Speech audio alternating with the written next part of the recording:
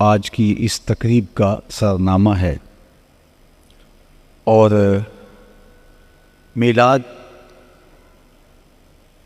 حضور کی ولادت باسعادت کی خوشی پر مسرتوں کے اظہار کا نام ہے، شکرانے کا نام ہے، اور آقا کریم علیہ السلام کے فضائل، شمائل اور خصائل کے تذکروں کا نام ہے۔ اللہ جل شانہ نے ہمیں حضور ختم المرتبت صلی اللہ علیہ وآلہ وسلم کی صورت میں جو انعام عطا کیا، اس کا شکرانہ ہے میلاد، سو وہ ہم ادا کرنے کے لیے جمع ہوئے ہیں۔ اور اگرچہ یہ جانتے ہیں، ٹیبل تھوڑا سا چیئر آگے 20،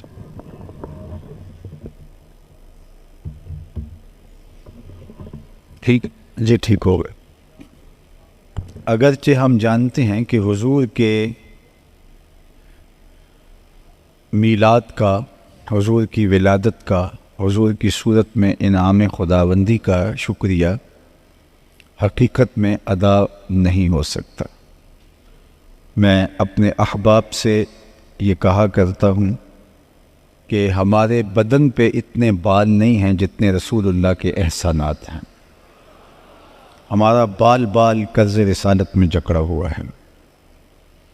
ایک شب کا محفل میلاد کیا، ساری زندگی حضور کے ذکر کا چراغاں کرتے رہیں، ان کے نام کے جھنڈے اٹھا کے ان کے تذکروں کی خوشبو بانٹتے رہیں، پھر بھی حضور کی صورت میں انعام خداوندی کا شکریہ ادا نہ ہو پائے۔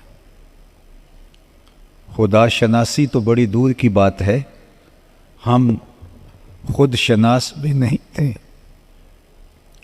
ہمیں اپنے آپ کی بھی خبر نہیں تھی۔ حضور آئے تو ہمیں پتہ چلا کہ ہم کون ہیں۔ خود سے ملاقات بھی ان کی دہلیز پہ آ کے ہوتی ہے، اور اگر ان کا در نصیب نہ ہوتا تو ہم آج بھی اندھیروں میں بھٹک رہے ہوتے، آج بھی ہم ظلمتوں میں ٹھوکریں کھا رہے ہوتے، در بدری کا عذاب سہ رہے ہوتے، اگر ہمیں ان کی چوکھٹ نصیب نہ ہوتی۔ مجھے بتاؤ، انسان اشرف المخلوقات ہونے کے باوصف، وَلَقَدْ كَرَّمْنَا بنی آدمہ کا تاج اس کے سر پہ ہے، لیکن یہ مٹی کے بنے مادوؤں، پتھر کے بنے اصنام، لکڑی کے بنے اوثان اور مختلف دھاتوں کے بنے ہوئے بتوں کے چرنوں میں اپنی پیشانی کا تقدس پامال نہیں کرتا تھا، جسے یہ بھی پتہ نہ ہو کہ میں کون ہوں، جو خود شناس بھی نہ ہو، وہ خدا شناس کیسے ہوگا؟ جس سے اپنی ذات سے بھی آگہی نہ ہو کہ میں کون ہوں۔ اشرف المخلوقات ہونے کے باوجود یہ درختوں کو پوجتا تھا، حشرات الارض کو اپنا معبود مانتا تھا، اجرام فلکیہ کے آگے سجدہ ریز ہوتا تھا، بلکہ انسان کی تاریخ تو اتنی شرمناک ہے کہ اس نے کیچوؤں کو، سانپوں کو، بچھوؤں کو اور حشرات الارض کو اپنا معبود مانا ہے۔ یہ ہے انسان کی تاریخ، یہ ہے اس کی نقبت اور رسوائی کا عالم، جو حضرت انسان کی بے توقیری اس کی اپنی نظر میں تھی۔ جو چیزیں حضرت انسان کی خدمت کے لیے، اس کی ضرورت کے لیے پیدا کی گئی ہیں، یہ ان چیزوں کو اپنا معبود سمجھ رہا ہے اور اپنا خدا مان رہا ہے، اور ان سے ہاتھ جوڑ کے حاجتیں طلب کر رہا ہے۔ وہ بے حس و بے حرکت مجسمے جو اپنے نفع نقصان کے مالک نہیں ہیں، ان کو اپنا خدا مان رہا ہے۔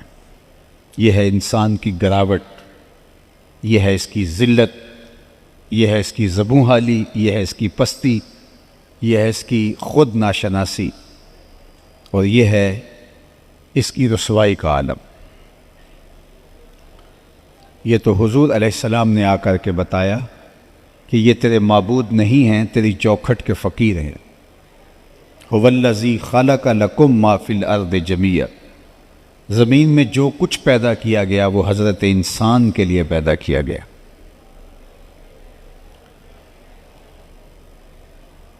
میرا خیال آگے گنجائش موجود ہے، یہ تھوڑی سی اگر رش ہے تو یہاں آپ ان کو بٹھا سکتے ہیں تاکہ پھر پیچھے آنے والے پیچھے بیٹھ سکے، اور اگر ممکن نہیں ہے تو پھر احباب کو جہاں جگہ ملے وہی وہ رک جائیں، تاکہ یہ بڑا مخصوص سا وقت ہوتا ہے، اور اس تھوڑے وقت کے اندر جو ہے وہ ہم زیادہ سے زیادہ آپ سے ہم کلام ہونا چاہتے ہیں۔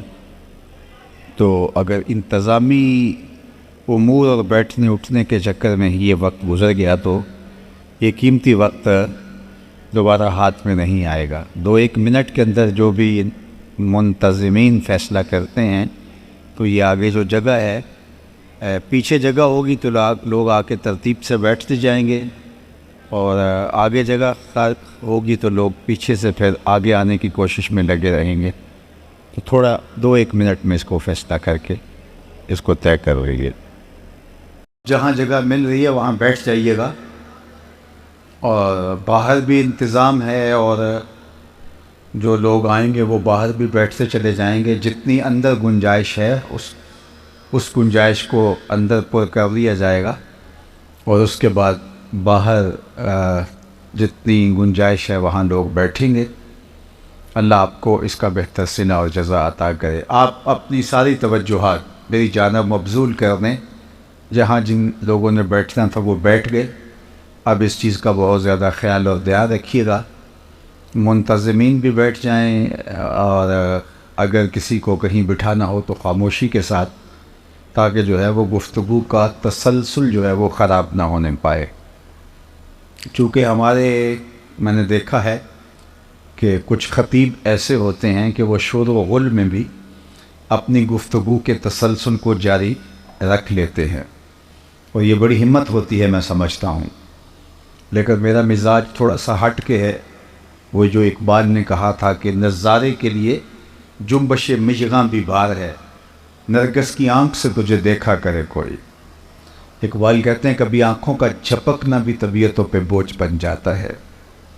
تو اس لیے مکمل انہماک، اور یہ میں آپ کو بتاؤں کہ یہ حضور کے ذکر کا تقاضا بھی ہے، یہ صرف میری ضرورت نہیں ہے، اور یہ میری طبی ضرورت نہیں ہے کہ میں مکمل انہماک ہو تو گفتگو کر پاتا ہوں، بلکہ یہ حضور علیہ السلام کی مجلس نور کا تقاضا ہے کہ یہاں آپ اپنے سانسوں کو بھی کنٹرول میں کریں، اس لیے کہ بات ان کی ہو رہی ہے جن پر بات ہی ختم ہو جاتی ہے۔ اس لیے اپنی تمام تر توجہات کو آپ نے مبذول کرنا ہوگا۔ تو بات یہ چل رہی تھی کہ ہم خدا شناس ہونا تو دور کی بات ہے، ہم خود شناس بھی نہیں تھے، اور اس سے بڑھ کر کیا کوئی شخص گراوٹ میں مبتلا ہو سکتا ہے جس کو یہ بھی پتہ نہ ہو کہ میں کون، جس کو خود سے آشنائی بھی نہ ہو، اس کے پلے ہوتا کیا ہے۔ اور انسان اشرف المخلوقات ہونے کے باوجود، نائب الہی ہونے کے باوجود، خلیفۃ اللہ فی الارض ہونے کے باوجود، یہ ان چیزوں کی پوجا پاٹ کر رہا تھا جو اس کی ضرورت اور خدمت کے لیے پیدا کی گئی۔ وہ تو حضور علیہ السلام نے آ کے بتایا، میاں یہ تیرے نوکر ہیں جن کو تو اپنا معبود سمجھ رہا ہے۔ هو الذی خلق لکم ما فی الارض جمیعا، زمین میں جو کچھ پیدا کیا گیا حضرت انسان، یہ تیرے لیے پیدا کیا گیا، تیری ضرورت کے لیے پیدا کیا گیا۔ یہ درخت جن کو تو پوج رہا ہے، یہ تجھے چھاؤں فراہم کرنے کے لیے، تجھے پھل فراہم کرنے کے لیے، تجھے آکسیجن فراہم کرنے کے لیے، تیرے ایندھن کے کام آنے کے لیے پیدا کیے گئے ہیں، تو ان کو معبود سمجھ رہا ہے۔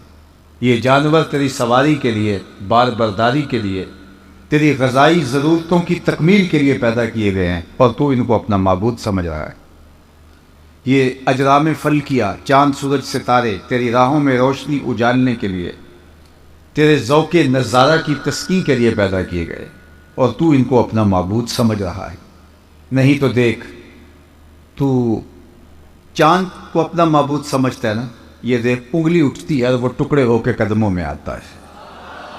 سورج کو رب مان رہا ہے، یہ دیکھ اشارہ ہوتا ہے اور وہ بھاگتا ہوا عصر کے وقت پہ آتا ہے۔ درختوں کو پوچھتا ہے، جا میں نہیں، تو ہی کہہ دے تمہیں اللہ کا رسول بلا رہا ہے۔ درخت بھاگتا ہوا حضور کے قدموں میں آ کے سلامی دیتا ہے۔ اب انسان کی آنکھ کھلتی ہے کہ میں کون ہوں، میری شناخت کیا ہے، اور میں کن کو معبود سمجھ بیٹھا جو کہ میرے نوکر اور میرے خادم تھے۔ اے تماشا گاہ عالم روئے تو کجا بہرے تماشا بھی روی۔ کائنات کا چرخ تو انسان تیرے لیے گھوم رہا ہے، اور تو ان کے آگے اپنی پیشانی کے تقدس کو پامال کر رہا ہے۔ اب انسان کی آنکھ کھلتی ہے اور شعور بیدار ہوتا ہے، ذات سے ملاقات ہوتی ہے، خود آشنائی کے اجالے نصیب ہوتے ہیں۔ تو اب اس کا لہجہ تبدیل ہوتا ہے، اور اب یہ کہتا ہے ستاروں سے آگے جہاں اور بھی ہیں۔ اب اسے سمجھ آئی تو راز کن فقاں ہے، اپنی آنکھوں پر عیاں ہو جا، خودی کا رازداں ہو جا، خدا کا ترجمہ ہو جا، خودی میں ڈوب جا غافل، یہ سر زندگانی ہے، نکل کر حلقہ شام و سحر سے جاوداں ہو جا، مسافے زندگی میں سیرت فولاد پیدا کر، شبستان محبت میں حریر و پرنیاں ہو جا، گزر جا بن کے سیلے تند روح کو ہو بیاباں سے، گلستان راہ میں آئے تو جوئے نغمہ خواں ہو جا، تیرے علم و محبت کی نہیں ہے انتہا کوئی، نہیں ہے تجھ سے بڑھ کر ساز فطرت میں نوا کوئی۔ اب انسان کو پتہ چلا، اب اس کو اپنی ذات سے ملاقات ہوتی ہے، وہ خود شناس ہوتا ہے۔ تو حضرت انسان کو جو اس کی ذات کا شعور نصیب ہوا، وہ اس دہلیز پہ آ کے نصیب ہوا، اور جنہیں یہ در نہیں ملا وہ آج بھی اندھیرے میں ہیں۔ یہ بالکل اپنی ہمسائیگی میں چلے جائیے، پی ایچ ڈی ڈاکٹر ہے، اور بت کے آگے ہاتھ جوڑے کھڑا ہے۔ جو اپنے بدن پہ بیٹھی مکھی بھی نہ اڑا سکے، وہ تیری ضروریات کا کفیل کیسے ہو سکتا ہے؟ لیکن وہ بت کے آگے ہاتھ جوڑے اس سے مرادیں مانگ رہا ہے۔ دوسری جانب MBBS ڈاکٹر ہے، اور وہ گائے کے پیشاب کو تبرک سمجھ کے چسکیاں لے لے کے پی رہا ہے۔ اس کی طبیعت میں کوئی نفاست نہیں ہے کہ وہ اس تعفن کو محسوس کر سکے، لیکن اس کی گمراہی نے، حضور کا در نصیب نہ ہونے نے اس کو اندھا کر رکھا ہے، اور وہ گائے کے پیشاب کو تبرک سمجھ رہا ہے۔ دوسری جانب میں ایک اپنا ذاتی واقعہ شیئر کیا کرتا ہوں کہ ہماری مسجد کی ٹوٹیوں پر ایک کوئی 8-9 سال کا بچہ، دوسری تیسری کلاس کا طالب علم ہوگا، اپنے پائنچے کو مل مل کے دھو رہا تھا۔ اس نے کوئی ضرورت سے زیادہ پانی کھول دیا، تو میں نے اس کو جھڑکنے کے لہجے میں کہا کہ تو نے اتنا زیادہ پانی کھول کے رکھا ہے۔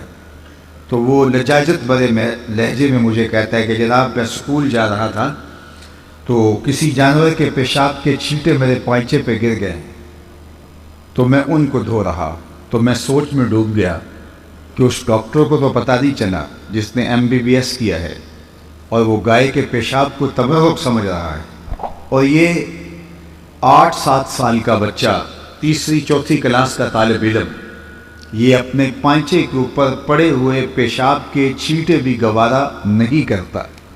تو میرے اندر سے آواز آئی کہ وہ ہے ڈاکٹر، لیکن اس کے ہاتھ میں دامن میرے حضور کا نہیں، اور یہ ہے بچہ ماں نے گٹی میں پیاری حضور کا دیا تھا، اس لیے تقدس اس کی روح تک اتر آیا ہے، اور اس کو جانور کے پیشاب کے غیر مری چھینٹے بھی گوارا نہیں ہیں۔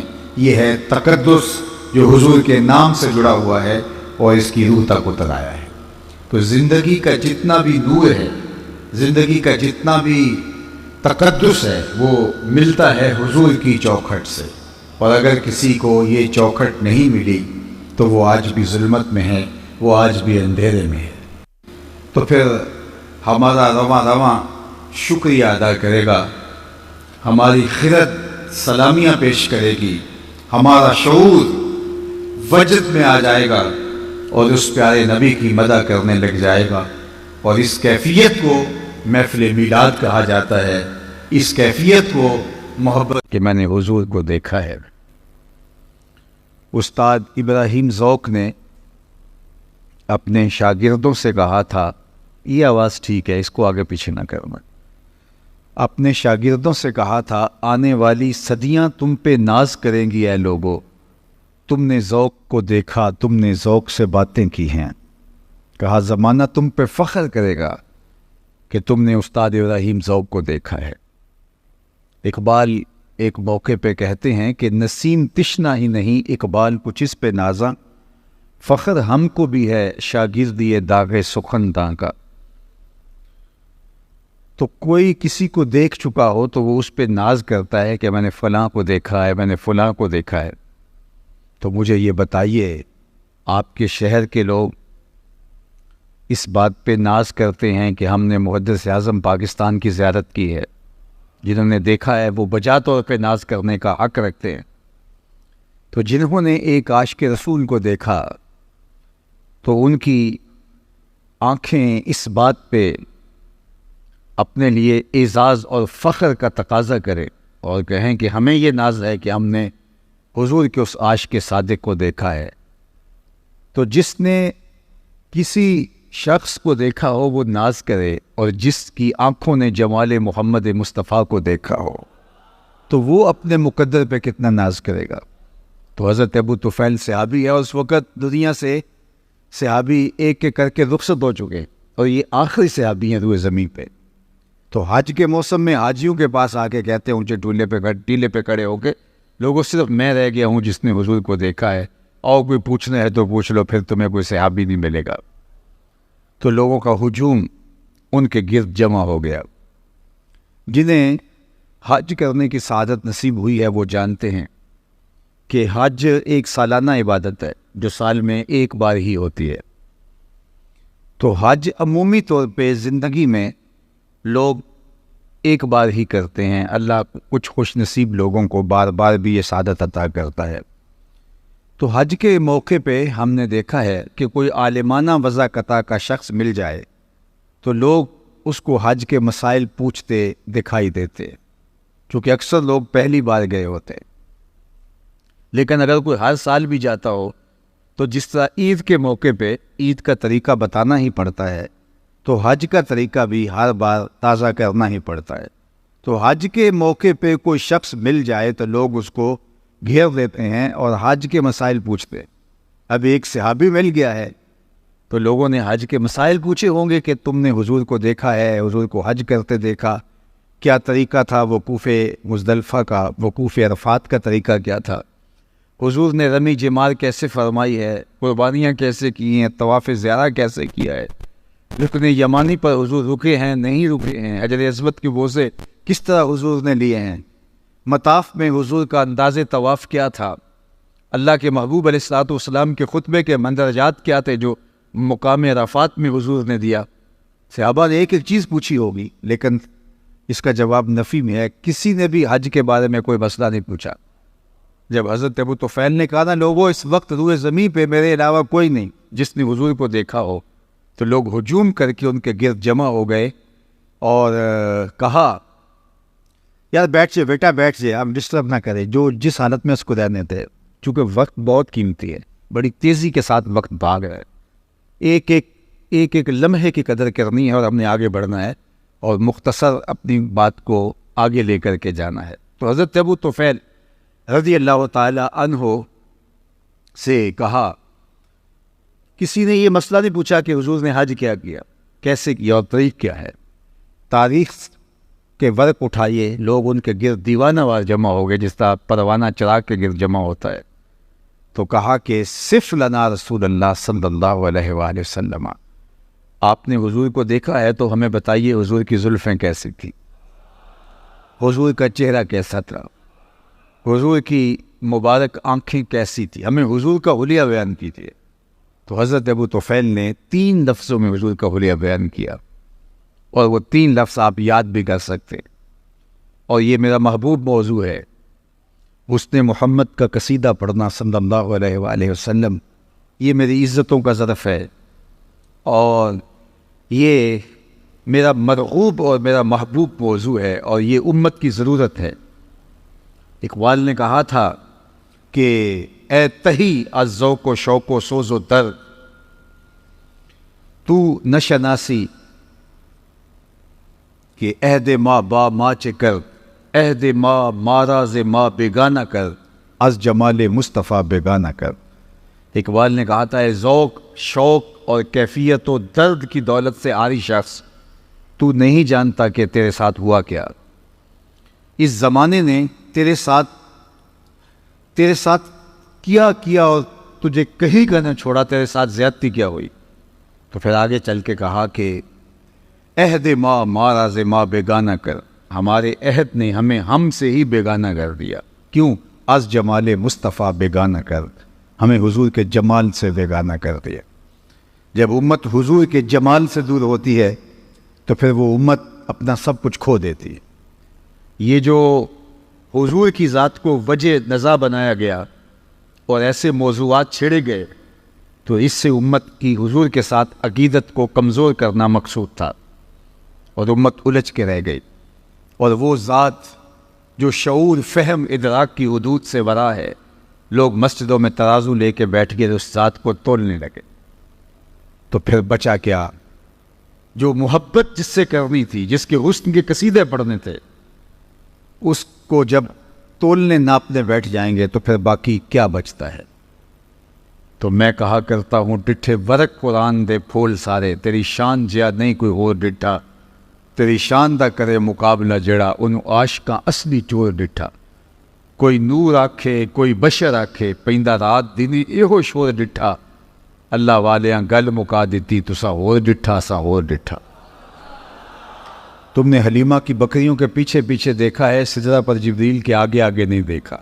عہد ما ماراز ما بیگانہ کر، از جمال مصطفیٰ بیگانہ کر۔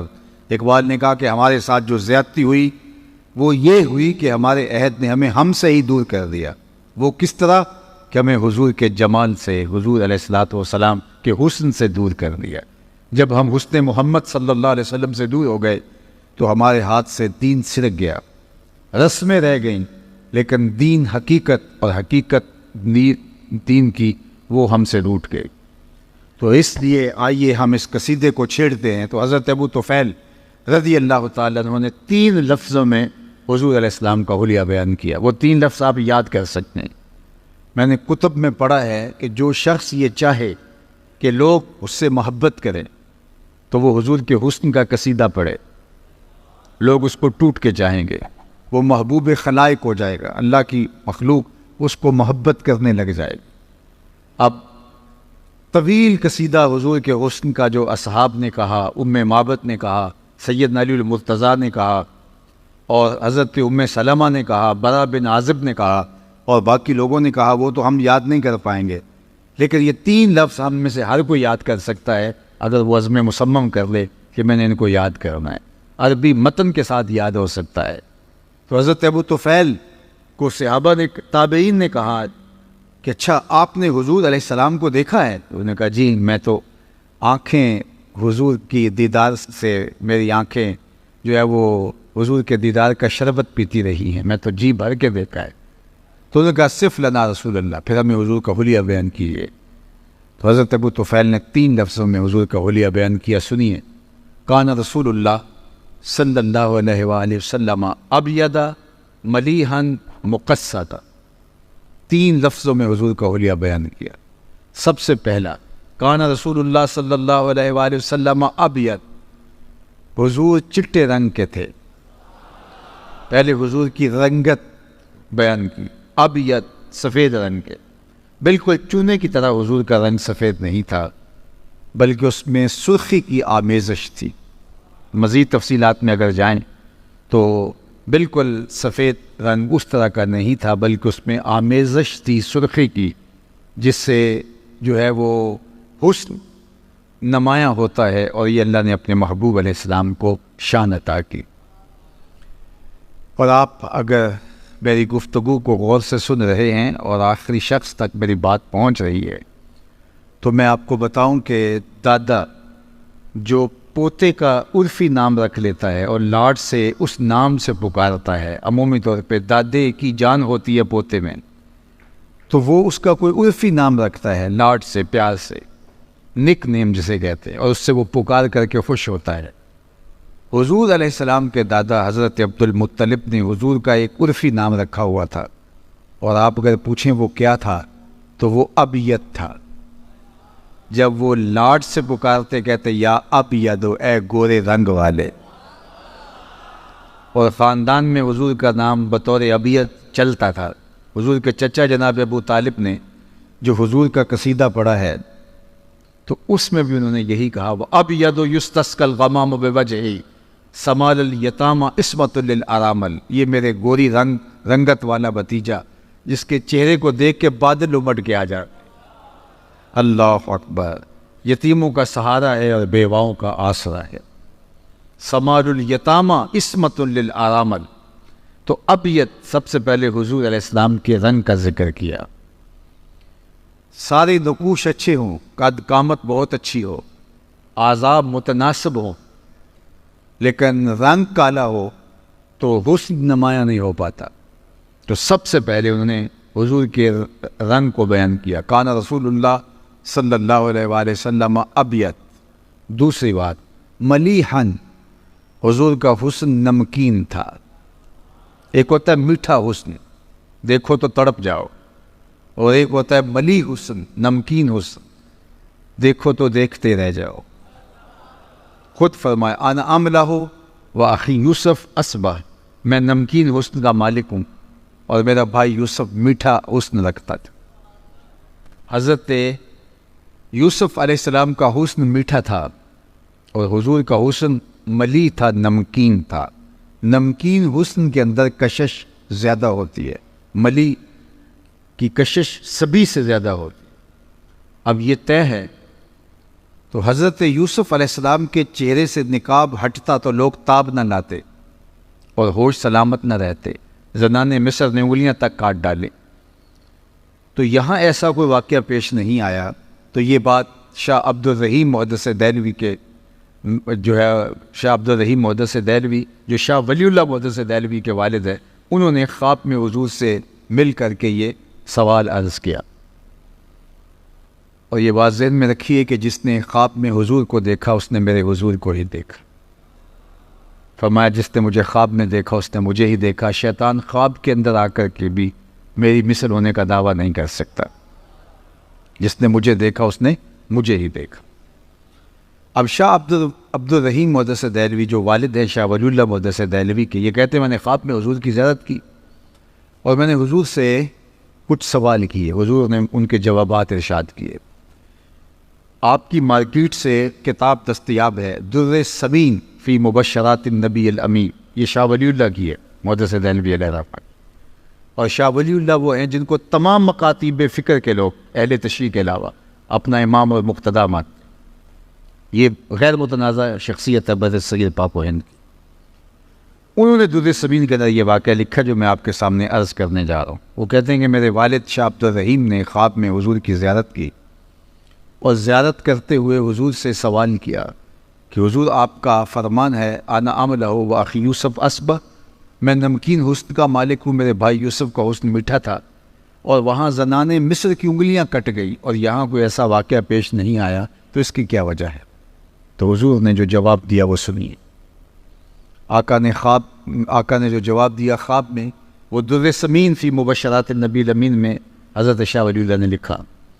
آقا کریم نے فرمایا جمالی مستور عن اعین الناس غیرۃ من اللہ، اے عبد الرحیم، اللہ نے میرے حسن کو لوگوں کی نظروں سے غیرت محبت کی وجہ سے چھپا کے رکھا ہے۔ کوئی محب نہیں چاہتا کہ میرا کوئی محبوب دیکھے۔ یہ محب کی غیرت ہوتی ہے کہ وہ اپنے محبوب کو خود ہی دیکھنا چاہتا ہے۔ قتیل شفائی نے کہا تھا اس حد تلک بڑھ گئی ہے بے اعتمادی کہ تجھ کو تجھ سے بھی چھپانا چاہتا، وہ تو چاہتا ہے وہ آئینہ بھی نہ دیکھے۔ تو کہا کہ میرے رب نے میرے حسن کو لوگوں کی نظروں سے چھپا کے رکھا ہے۔ جمالی مستور عن اعین الناس غیرۃ من اللہ، یہ اس کی غیرت محبت ہے کہ میرے حسن کو ظاہر نہیں کیا گیا. اور صوفیاء کہتے ہیں 70,000 بشریت کے پردے حضور کے جمال پہ ڈالے گئے ہیں. اللہ اکبر. اور اگر وہ پردے اٹھ جاتے کوئی حضور کے جلووں کی تاب ہی نہ لا سکتا. یہی بہتر ہے کہ وہ پردے میں روح پوش رہے.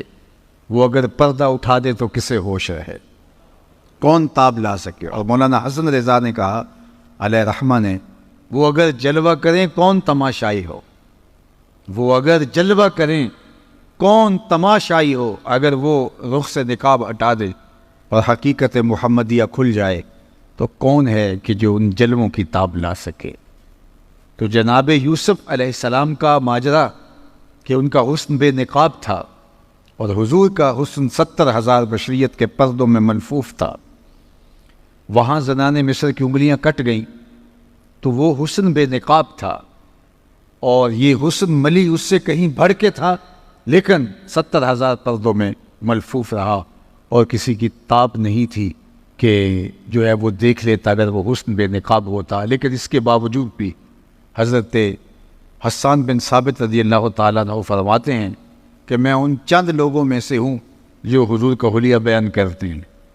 یہ بڑے لطف کی بات ہے جو آپ کو بتانے جا رہا ہوں کہ حضور کو 1,44,000 صحابہ نے دیکھا ہے, لیکن حضور کا حلیہ بیان کرنے والوں کی تعداد 3 درجن سے زیادہ نہیں ہے. 34-35 لوگ ہیں جو حضور کا حلیہ بیان کرتے ہیں, جبکہ دیکھا کتنے لوگوں نے ہے 1,44,000. تو وہ ایک دوسرے سے پوچھا کرتے تھے بتاؤ حضور کیسے تھے, کہا تم نے نہیں دیکھا, کہا دیکھ کر کے بھی نہیں دیکھا. تو حضرت حسان بن ثابت کہتے ہیں کہ جو میں حضور کا حلیہ بیان کرتا ہوں میرے پاس دیکھنے کا ایک طریقہ آ گیا تھا. فلما نظرت الى انوارہ فوضعت کفی علی عینی خوفا من ذہاب بصری. میں اپنی آنکھوں پر انگلیاں رکھ کے انگلیوں کی اوٹ سے حضور کا چہرہ دیکھتا تھا کہ حضور کے جلووں کی تابش سے میری آنکھوں کی بینائی نہ جاتی رہے. یہ چھپے ہوئے حسن کا عالم ہے, یہ چھپے ہوئے حسن کا عالم ہے. اور اگر یہ حسن بے نقاب ہوتا تو پھر کون اس کے جلووں کی تاب لا سکتا. تو کہا انا املہ, میں نمکین حسن والا ہوں. وَأَخِي یوسف اصبح, اور میرے بھائی یوسف کا حسن سبی تھا. اللہ اکبر. اور وہ سبی حسن کی طاقت یہ ہے کہ زنان مصر تاب نہ لا سکی. انہوں نے کہا غلام پہ دل ہار گئی. جب یہ شہرت پھیل گئی کہ زلیخا دل دے بیٹھی ہے تو لائی تو خرید کے تھے, تو کہا غلام پہ دل ہار بیٹھی. تو اب زلیخا نے سوچا کہ اب میں ان کو دلائل دیتی پھروں گی تو کتنی دیر تک دلائل دوں گی, یہ تو نہیں مانیں گے. اقبال علیہ رحمہ نے کہا تھا نا کہ تیرا علاج نظر کے سوا کچھ اور نہیں, خیرت کے پاس خبر کے سوا کچھ اور نہیں, تیرا علاج نظر کے سوا کچھ اور نہیں. اس نے عالی مرتبت خاندانوں کی بیگمات کو اپنے گھر میں بلایا, دعوت کی, ہاتھوں میں ناشپاتیاں دیں اور چھریاں دیں اور ان کو کھانے کے لیے کہا. اور ادھر جا کے جناب یوسف سے کہا وقال تخرج علیہن, 2 لمحوں کے لیے آ جائے, میری محبت کی لاج رہ جائے. اور جناب یوسف رخ سے نقاب سرقا کر کے جب گزرے تو جنہوں نے ناشپاتیاں کاٹ دی تھی وفور شوق میں انہوں نے اپنی انگلیاں کاٹے. اللہ اکبر. اور کیا کہا وَقُلْنَا حَاشَ لِلَّهِ مَا هَذَا بَشَرًا إِنْ هَذَا إِلَّا مَلَكٌ کریم. یہ کوئی بشر نہیں, یہ تو کوئی مقرب فرشتہ لگتا ہے. جب تک دیکھا نہیں تھا تو کہتی تھی غلام ہے, دیکھ لیا تو بولی امام ہے. اللہ اکبر. تو یہ سارے جھگڑے اس لیے ہیں کہ لوگوں نے دیکھا نہیں. جو دیکھ لیتے ہیں وہ جھگڑے نہیں کرتے, وہ جانے مارتے ہیں. یہ جھگڑے وہ کرتے ہیں جنہوں نے دیکھا نہیں.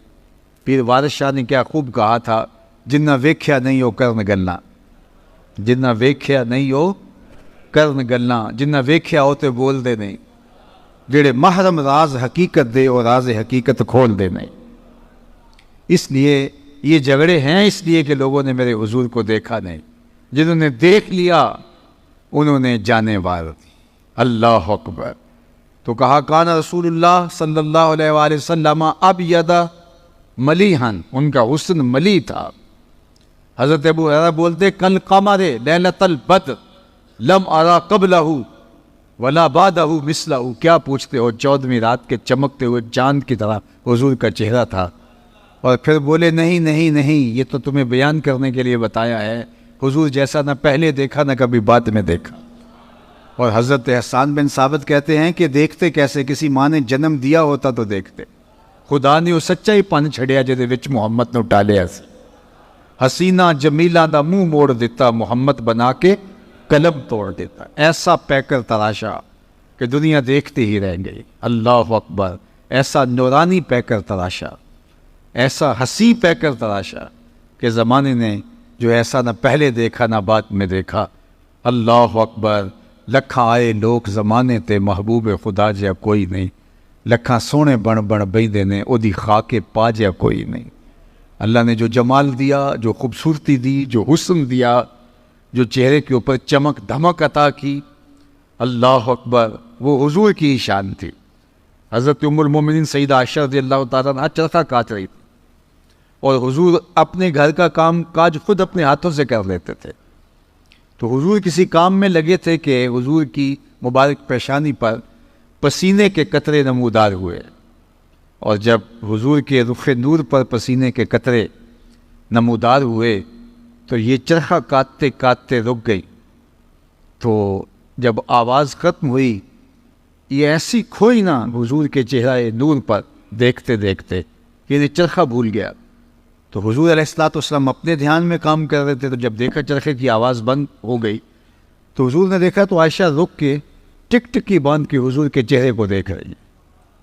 تو حضور نے کہا عائشہ کیا ہوا؟ تو حضرت ام المومنین نے کہا حضور آج اگر ابو کبیر الحزلی ہوتا تو اسے اپنے شعر کا مصداق آپ کا چہرہ دکھائی دیتا، جس میں اس نے اپنے محبوب کے رخساروں پر جو ہے وہ شبنمی قطروں کا ذکر کیا ہے۔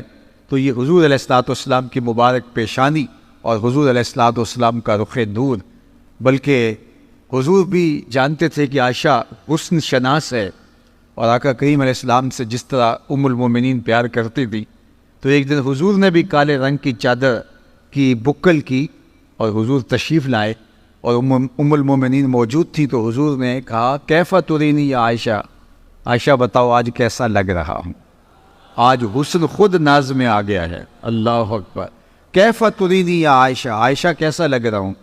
تو ام المومنین نے جو جواب دیا وہ بھی سنیے۔ سید عائشہ نے کہا حضور چادر کی سیاہی نے آپ کے چہرے کی سفیدی کو نکھار دیا، اور آپ کے چہرے کی سفیدی نے آپ چادر کی سیاہی کو نکھار دیا۔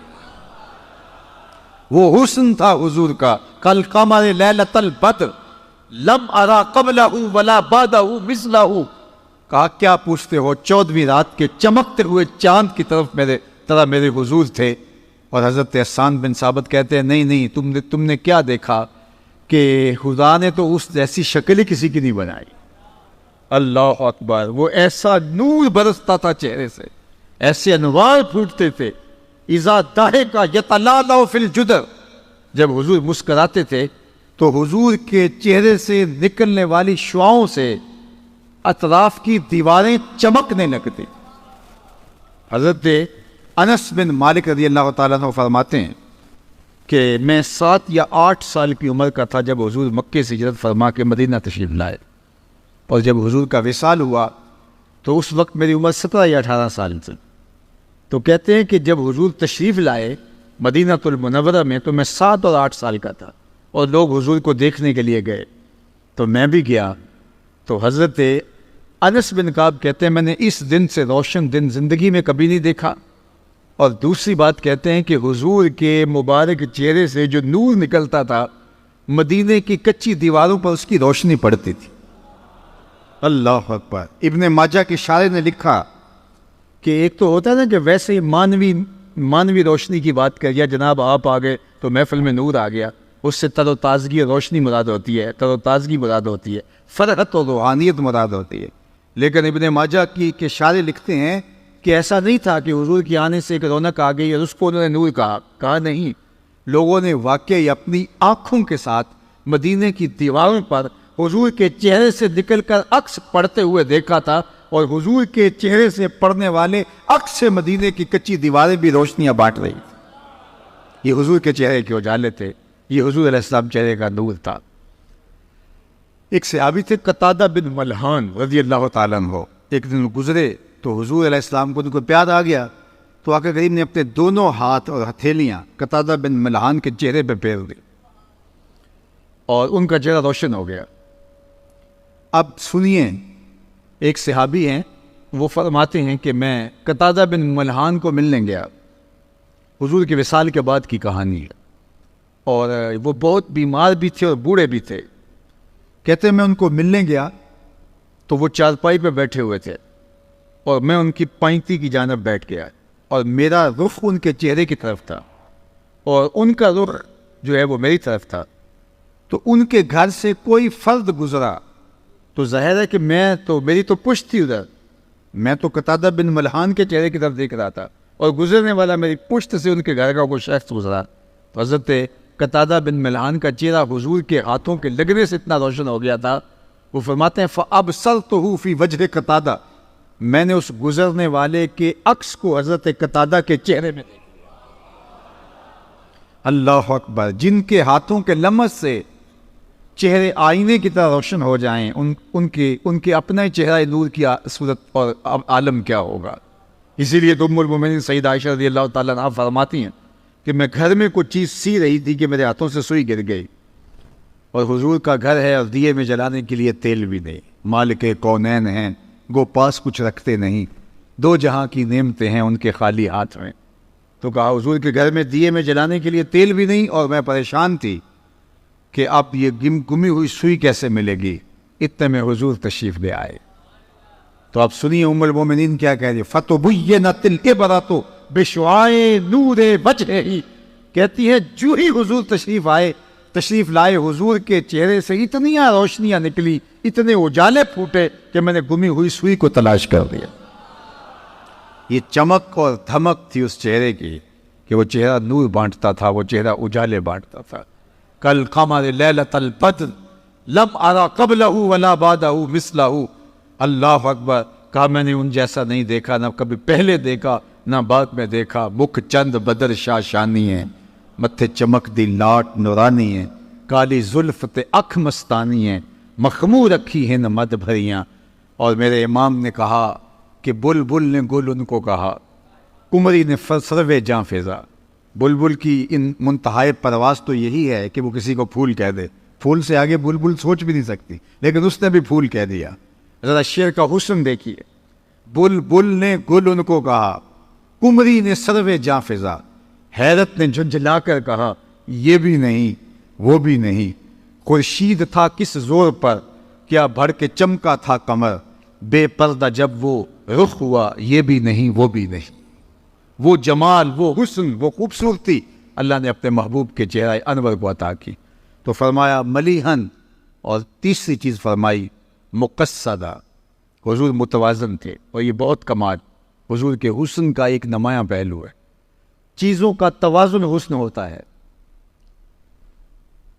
کسی کا پیٹ اٹھا ہوا ہو اور جو ہے وہ سینہ پیچھے کی طرف ہو تو اچھا بھلا انسان اپنی خوبصورتی کھو دیتا ہے، اور پیٹ بہت زیادہ چپکا ہوا ہو تو پھر بھی خوبصورتی وہ نہیں رہتی۔ تو بہترین توازن کیا ہے؟ سینہ اور پیٹ دونوں برابر ہوں، یہ ہے توازن۔ اب سنیے حضور کا توازن، کان رسول اللہ صلی اللہ علیہ وآلہ وسلم سواء الصدر والبطن، حضور کا سینہ اور پیٹ دونوں برابر تھے۔ قد بہت لمبا ہو تو وہ بھی عجیب لگتا ہے، پست قامتی بھی عیب ہے، لیکن سنو حضور کا حسن، کان رسول اللہ صلی اللہ علیہ وآلہ وسلم لیسا بالطویل الممغط ولا بالکثیر المتردد، حضور کا قد لمبا بھی نہیں تھا، حضور کا قد چھوٹا بھی نہیں تھا، درمیانی قد و قامت، درمیانی سے تھوڑی سی اٹھتی ہوئی۔ لیکن سنو جو دوسری کہانی ہے، حضور کا قد لمبا نہیں تھا، حضور پست قامت بھی نہیں تھے، حضور کی قد و قامت متوازن تھی، اور اونچے قد کے لوگ مجمع صحاب میں موجود ہوتے تھے، حضرت عباس، حضرت عمر، لیکن حضور جب موجود ہوتے، اللہ اذا جامع الناس غمرہم، حضور کا قد لمبا نہیں تھا، لمبے قد والے لوگ کھڑے ہوتے اور مجلس میں موجود ہوتے، لیکن حضور تشریف لاتے تو حضور کے کندھے لوگوں کے سروں سے اونچے دکھائی دیتے۔ قد لمبا نہیں تھا لیکن اٹھتا ہوا قد حضور کا ہی دکھائی دے۔ اللہ اکبر! یہ حسن تھا، یہ حضور کا جمال تھا۔ ابل الذرائین والسعدین والزندین، ہاتھ، کلائیاں، بازو سب اعتدال کے ساتھ حسین۔ اللہ اکبر! کان رسول عظیم الحامہ حضور کا سر انور موزونیت کے اعتبار سے بڑا خوبصورت تھا، آنکھیں سرمگی تھی، بال مکمل گھنگریالے بھی نہیں تھے، بالکل سیدھے بھی نہیں تھے، بلکہ تھوڑا سا خم لیے ہوئے تھے۔ توازن، ہر معاملے میں حضور کا توازن اللہ نے اپنے محبوب کو عطا فرمایا، اور یہ حسن اللہ نے اپنے محبوب کو عطا فرمایا۔ یہ باب ہے حضور کے حسن کا، اور یہ میلاد کا عنوان ہے۔ ایک حدیث آپ کے سامنے رکھی اور مضمون اگر اسی پر آگے لے کر کے جائیں تو یہ عنوان ہی ایسا ہے کہ انسان کی حیرتوں کی انتہا جو ہے وہ یہاں ہے کہ میں کیا کہوں اس حسن مجسم کے بارے میں۔ اعظم چشتی نے قلم توڑ دیا کہ سمجھا نہیں ہنوز میرا عشق بے ثبات، سمجھا نہیں ہنوز میرا عشق بے ثبات، تو کائنات حسن ہے یا حسن کائنات۔ ذرا شعر کا حسن دیکھیے، حضور کا ذکر آیا تو شعر میں حسن آ گیا، تو ذرا شعر کا حسن اور جمال دیکھیے۔ سمجھا نہیں ہنوز میرا عشق بے ثبات، ایک کہا کہ میرا عشق بے ثبات ہے، تیرا حسن فراواں ہے۔ حافظ شیرازی نے کبھی کہا تھا نا کہ ز عشق ناتمام ماں جمال یار مستغریس، بآب و رنگ و خال و خط حاجت روح زیبارہ۔ ہمارے ناتمام عشق، ہمارے ادھورے عشق سے اس کا حسن بے نیاز ہے۔ ہمارے عشق ادھورے ہیں، ہمارے عشق پورے نہیں ہیں، ناتمام عشق اور اس کا حسن مکمل، تو پھر جو نامکمل عشق ہے وہ حسن مکمل کی تصویر کھینچ کیسے سکے؟ کوئی ایسی دور بھی ایجاد نہیں ہوئی جو اس کو احاطے میں لے آئے، کوئی ایسا کیمرہ ایجاد نہیں ہوا جو اس حسن کو جو ہے وہ کیپچر کر سکے، اس لیے کہ ہمارے کیمرے نامکمل ہیں، وہ حسن فراواں ہے۔ اس چکا چوند کو ہمارے تخیل کے کیمرے کبھی بھی جو ہے عکس بند نہیں کر سکتے۔ اب سنیے حافظ شیرازی کے لفظ، ز عشق ناتمام ماں جمال یار مستغریس، اس کا جمال حبیب اور اس کی تابانیاں اور اس کی تابشیں وہ ہمارے ادھورے عشق کے بس کی روگ نہیں ہے۔ اللہ اکبر، بآب و خال و خط حاجت روح زیبارہ۔ کا جو سونے ہوتے ہیں ان کو کنگھیوں کی ضرورت نہیں ہوتی، ان کو میک اپ کی ضرورت نہیں ہوتی، ان کو کسی کی تعریف کی ضرورت نہیں ہوتی، تو ان کا حسن فراواں ہے، ہمارا عشق ناتمام ہے۔ لیکن سادی دو قدم آگے بڑھ کے ایک بات کر گیا، اللہ اس کی قبر پہ کروڑوں رحمتوں کا نزول کرے۔ سادی کہتا ہے، نہ حسن شغایت دارت، نہ سادی را سخن پایا۔ کسی نے تو بے بسی کا اظہار کر دیا، میرا عشق ناتمام ہے، لہٰذا میں آگے بڑھ نہیں سکتا، میں یہیں سے واپس آ رہا ہوں۔ لیکن سادی نے کہا کہ میں واپس تو نہیں آؤں گا، لیکن عشق میرا ناتمام ہی ہے۔ اب ذرا اگر آپ کی توجہ ہو اور آپ کا ذوق میرے ذوق کے ساتھ جو ہے وہ کوئی جڑ رہا ہو تو اس شعر کا لطف لے لیجئے۔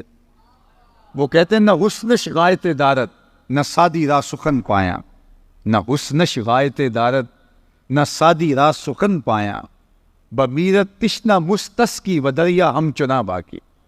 یہ جس کو بیماری ہو جائے استسقا کی، تو جتنا مرضی اس کو پانی پلا دیں تو وہ شراب نہیں ہوتا۔ تو یہ بیماری ہے استسقا، جو کسی کو لگ جائے تو وہ پانی پیتا ہے اور سیراب نہیں ہوتا، جتنا بھی پلائیں وہ بار بار پانی مانگتا ہے لیکن اس کی پیاس نہیں بجھتی۔ تو ایسے مریض کو کہتے ہیں مستسقی، جس کو استسقا کا مرض لگ گیا ہے۔ اب شعر کا مزاج سمجھیے، شعر کا مفہوم سمجھیے، نہ حسن شغایت دارت، نہ سادی را سخن پایا۔ سادی کہتے ہیں اس کے حسن کی انتہا نہیں، لیکن سادی بھی کب تھکنے والا ہے، نہ اس کے حسن کی انتہا اور نہ سادی کا کلام جو ہے اس کی کوئی انتہا۔ تو پھر ہوا کیا؟ کہا، بمیرت تشنا مستسقی و دریا ہم چنا باقی۔ کہانی یوں بنی کہ دریا کے کنارے ایک مستسقی، ایک استسقا کے مرض والا پانی پی پی کے پیاسا ہی مر گیا، لیکن دریا یوں ہی چل رہا ہے، دریا یوں ہی چل رہا ہے اور وہ پیاسا مرا ہوا ہے۔ اور کتنے پیاسے اس دریا کے کنارے سیراب ہو کے، لیکن پھر بھی سیراب نہ ہوئے، اور کوئی ادھر گرا ہے کوئی ادھر گرا ہے، وہ دریا ہم چنا باقی، لیکن دریا ایسے ہی جاری ہے۔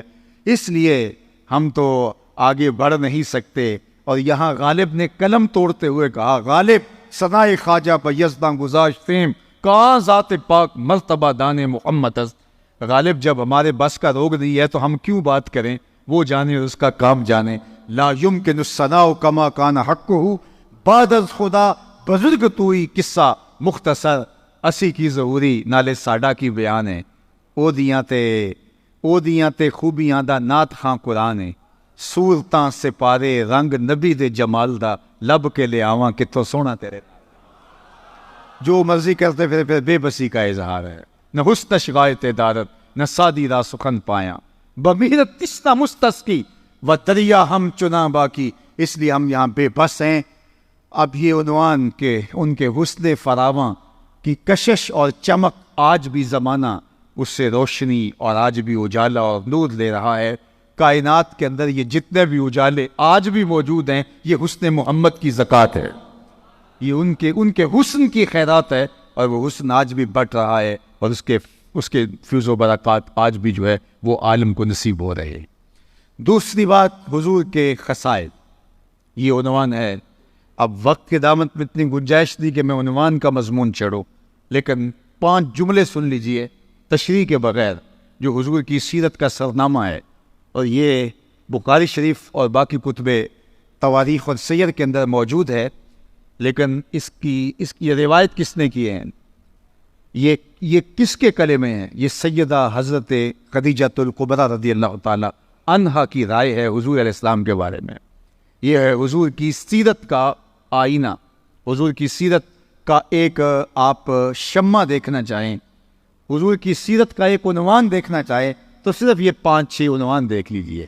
جب پہلی وحی نازل ہوئی اور حضور علیہ السلام پر ایک کیفیت طاری ہوئی, اور حضور جب گھر آئے اور کہا زملونی, مجھے چادر اڑا دو, مجھے سردی کا احساس ہے, تو ام المومنین نے حضور کو تسلی دیتے ہوئے جو 5 یا 6 جملے کہے تھے. بعض روایات میں 5 ہیں, بعض روایات میں 6 ہیں. وہ جملے کیا تھے؟ انہوں نے کہا کلا واللہ لا یخزیک اللہ ابدا, اللہ کی قسم آپ کا رب آپ کو کبھی بھی بے آبرو نہیں ہونے دے گا. آپ کا رب آپ کو کبھی بھی بے آبرو نہیں ہونے دے گا. کیوں؟ اب سن لیجئے, یہ حضور کی سیرت کے 5 نمایاں پہلو ہیں, اور یہ ہم سنے بھی. میں اس کی تشریح میں نہیں جانے کا وقت چونکہ سمٹ گیا, لیکن میں چاہوں گا کہ سنتے سنتے میں اور آپ اپنا جائزہ لیں کہ کیا ہم نے اپنے نبی کی محبت میں اپنے اندر یہ 5 وصف پیدا کر لیے ہیں. اگر کر لیے ہیں تو ہمیں مبارک ہو, اور اگر نہیں کیے تو آج کی اس مجلس کے اندر میں اور آپ عہد کر کے اٹھیں کہ مالک تیرے محبوب علیہ السلام کی سیرت کے یہ 5 نمایاں پہلو ہم اپنے اندر پیدا کرنے کی کوشش کریں گے, مدد تو کرنا. اور میلاد رسول میں ہم یہ دعا مانگ رہے ہیں, اللہ حضور کی سیرت کے یہ 5 وصف ہمارے سینوں کے اندر ڈال دے اور ہماری طبیعتوں کے اندر ان کو راسخ کر دے. تو انہوں نے کہا کلا واللہ لا یخزیک اللہ ابدا, آپ کا رب آپ کو کبھی بھی پریشان نہیں ہونے دے گا, بے آبرو نہیں ہونے دے گا. کیوں؟ انک لتصل الرحم وتحمل الکلہ وتکسب المعدوم وتقری الضیف وتعین علی نوائب الحق. یہ 5 خوبیاں حضور کی انہوں نے بیان کی. سب سے پہلی انک لتصل الرحم, آپ رشتہ داروں کے ساتھ سلوک اچھا کرتے. یہ حضور کی سیرت کا نمایاں پہلو جو ام المومنین نے حضور کے سامنے بیان کیا وہ یہ تھا انک لتصل الرحم, آپ صلہ رحمی کرتے ہیں, رشتہ داروں کے ساتھ آپ کا سلوک بہت اچھا ہے. دوسری بات وتحمل الکلہ, جس کا کوئی بوجھ اٹھانے والا نہیں اس کا بوجھ آپ اٹھاتے ہیں.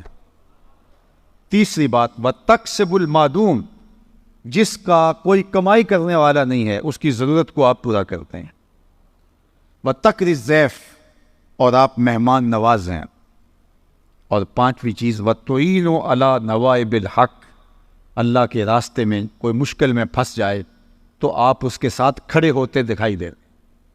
یہ 5 وصف میں دیکھوں کہ میرے اندر آپ کے اندر اگر موجود ہیں تو ہمیں مبارک ہے, اور اگر نہیں ہیں تو ہمیں یہ اوصاف حمیدہ, یہ حضور کی شخصیت کے نمایاں پہلو ہیں. اور ایک امتی کو اپنی تعلیم, اپنے نبی کے اخلاق کا عکس اپنے اندر پیدا کرنا چاہیے. جب حضرت ابوبکر صدیق رضی اللہ تعالیٰ عنہ ایک دن کفار سے تنگ آ کر شہر مکہ چھوڑ کے جانے لگے تو ابن الدغنہ جو قریش کا ایک سردار تھا وہ راستے میں ملا, اور اس نے کہا ابوبکر کدھر جا رہے ہو؟ کہا آپ کے شہر کے لوگوں نے تنگ کر دیا, میں شہر چھوڑ کے جا رہا ہوں. تو اس نے کہا آپ جیسے لوگ شہر چھوڑ کر نہیں جائیں گے. ابن الدغنہ نے کہا کہ میں آپ کو پناہ دیتا ہوں, آپ جیسے لوگ شہر چھوڑ کے نہیں جائیں گے. کیوں؟ انک لتصل الرحم, آپ صلہ رحمی کرتے ہیں. وتحمل الکلہ, اور لوگوں کا بوجھ اٹھاتے ہیں، وَتَقْسِبُ الْمَعْدُومَ، اور جس کا کوئی بوجھ اٹھانے والا نہیں، جس کا کوئی کمانے والا نہیں، اس کے لیے کمائی کرتے ہیں، وَتَقْرِي الضَّيْفَ وَتُعِينُ عَلَىٰ نَوَائِبِ الْحَقِّ۔ حضرت ابو بکر صدیق کو ابن الدعنہ نے کہا کہ تمہارے اندر یہ وصف ہیں، اور جس شخص کے اندر ایسے وصف ہوں اس کو شہر نہیں چھوڑ کے جانا چاہیے ورنہ شہر اجڑ جائیں گے۔ تو جو وصف میرے حضور کے تھے، ابن الدعنہ نے کہا کہ وہ وصف ابو بکر میں ہیں، تو ابو بکر تو شہر چھوڑ کے نہیں جائے گا، تم مکے میں ہی رہو گے۔ اب یہ تھا حضور علیہ السلام کی محبت کا عکس ہے۔ میں اور آپ ہم کہتے ہیں ہم حضور علیہ السلام کے عاشق ہیں، لیکن یہ صرف ہم زبان اور ہونٹوں سے کہتے ہیں، یہاں سے لفظ نکلتے ہیں، فضا میں بکھر جاتے ہیں، ہمارے کردار کے ساتھ کوئی جڑ کے دیکھے تو ہم کچھ اور ہوتے ہیں، کردار حضور کا کچھ اور ہے۔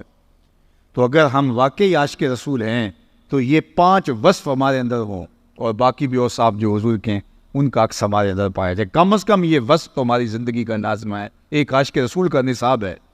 اور سیدنا صدیق اکبر رضی اللہ تعالیٰ عنہ کو ابن دغنہ کہتا ہے آپ کے اندر یہ 5 چیزیں، آپ کیسے جا سکتے ہیں شہر چھوڑ کے؟ تو میں اور آپ دیکھوں کہ ہم اگر دعویٰ محبت کرتے ہیں، محبت کا دعویٰ اپنی جگہ پہ، لیکن اس کے تقاضے کیا ہیں؟ اللہ کے محبوب علیہ السلام نے دیکھا کہ حضور وضو کر رہے ہیں اور وضو کا پانی صحابہ زمین پہ نہیں گرنے دیتے، تو اگر میں ما حملکم علی ھذا، تمہیں اس بات پر کس نے ابھارا ہے کہ میرے وضو کے پانی کو زمین پر نہیں گرنے دے رہے جبکہ میں نے اس کا تمہیں حکم نہیں دیا؟ تو انہوں نے کہا حب اللہ و رسولہ، اللہ اس کے رسول کی محبت۔ حضور کا وضو کا پانی صحابہ اپنے ہاتھوں پہ لیتے ہیں، منہ پہ مل لیتے ہیں، اور جس کو وہ پانی نہیں ملتا وہ گیلے ہاتھوں سے ہاتھ رگڑ کے منہ پہ مل لیتا ہے۔ حضور نے حکم تو نہیں دیا تھا لیکن محبت اس کا تقاضا کرتی تھی، اور صحابہ وضو کا پانی زمین پر نہیں گرنے دے رہے۔ اللہ اکبر سے آگے روایت حضور علیہ السلام نے کہا کہ تمہیں اس بات پہ کس نے ابھارا؟ تو انہوں نے کہا حب اللہ و رسولہ، اللہ اس کے رسول کی محبت نے۔ تو اللہ کے محبوب نے جو ارشاد فرمایا وہ سن لیجئے۔ حضور نے فرمایا کہ جو چاہتا ہے اللہ اس کا رسول اس سے محبت کرے اور وہ اللہ اس کے رسول سے محبت کرے تو اس کو 3 کام کرنے چاہیے۔ ایک تو جب بھی بولے سچ بولے، اور دوسرا اپنے ہمسایوں کے ساتھ سلوک اچھا کرے، اور تیسرا جب اس کے پاس امانت رکھی جائے تو اس میں خیانت نہ کرے۔ یدی تمہارا وہ عمل کہ تم میرے وضو کے پانی کو زمین پر گرنے نہیں دیتے، تمہارا یہ عمل بہت اچھا ہے، لیکن یہ نہیں کہ اس عمل پر ہی تمہارا فوکس رہے اور تم ہمسایوں کے حقوق پامال کر بیٹھو۔ تمہارا فوکس اس عمل پہ رہے کہ میرے پانی کو زمین پر نہیں گرنے دیتے، لیکن تمہاری زبان سے جھوٹ نکل جائے۔ تو کہا یہ تمہارا عمل، اس پہ حضور نے نفی نہیں کی، لیکن کہا کہ تم یہ اس لیے کر رہے ہو نا کہ اللہ کے رسول کی محبت اور اللہ کی محبت، تو کہا اگر یہ تم چاہتے تو تمہیں یہ 3 کام بھی کرنا پڑیں گے۔ تو جھنڈیاں لگاؤ، میں اس کا انکار نہیں کرتا، چراغاں کرو، میں اس کا انکار نہیں کرتا، آپ اپنی گلیوں کو سجاؤ، آراستہ کرو، یہ تمہیں اجازت ہے، لیکن کبھی ہمسایوں کے حقوق پامال نہ ہونے دے۔ بلکہ میں ایک بات کہوں، شاید میرے کچھ ہم مسلک مجھ سے ناراض بھی ہو جائیں، لیکن میں آپ کو کہوں کہ اگر اس بار آپ چراغاں نہیں کر سکتے اور آپ کے محلے کے اندر کچھ لوگوں کا میٹر اس لیے کٹ رہا ہے کہ وہ بل دینے کی اہلیت نہیں رکھتے، تو آپ چراغاں کرنے کی بجائے ان کا بل دے دیں تو اللہ کے رسول زیادہ خوش ہوں گے۔ یہ تمہیں کرنا ہوگا، لوگوں کی ضرورتوں کا خیال، چراغاں بھی کریں اور بل بھی دیں، یہ تو بہت اچھی بات ہے، لیکن آپ کے اختیار میں اگر ایک چیز ہے تو آپ اگر یہ کر لیں تو حضور کی خوشنودی کا سبب ہو سکتا ہے۔ بلکہ میں نے تو ایک زمانے میں کہا تھا کہ جتنا جو ہے وہ چھت بنا کر کے مختلف گوٹے اور تاروں کی جتنے پیسے آپ گلی کے اوپر لگاتے ہو، تھوڑے سے پیسے اور ڈال کر کے اگر نیچے والی گلی پکی کر دو تو یہ تو صرف 10 دن کے لیے ہے اور وہ پوری عمر کے لیے ہے، تو میلاد والا رسول تم سے زیادہ خوش ہوگا۔ تو ہم نے یہ دیکھنا ہے، ہر پہلو سے دیکھنا ہے۔ لازمی نہیں ہے کہ ایک بندہ بات کر رہا ہو، درست کر رہا ہو، آپ کا عشق ضروری اس کے اوپر فتوے لگا رہا ہو، اس کو سوچ بھی لو کہ جو کہہ رہا ہے وہ سچ کہہ رہا ہے، درست کہہ رہا ہے، اور حالات کو پوری طرح سے نگاہ میں رکھ کے کہہ رہا ہے۔ اس لیے جو ہے وہ اپنے بدیروں کو ضرور سجاؤ، لیکن اگر آپ کی ہمسائیگی کے اندر اندھیرا ہے تو اس اندھیرے کو دور کرنے کی کوشش کرو، حضور خوش ہوں گے۔ اِنَّكَ لَتَصِلُ الرَّحِمَ وَتَحْمِلُ الْكَلَّ وَتَكْسِبُ الْمَعْدُومَ وَتَقْرِي الضَّيْفَ وَتُعِينُ عَلَىٰ نَوَائِبِ الْحَقِّ۔ تیرے اوصاف کا ایک باب بھی پورا نہ ہوا، زندگیاں ختم ہوئیں اور قلم ٹوٹ گئے، وآخر دعوانا ان الحمد للہ.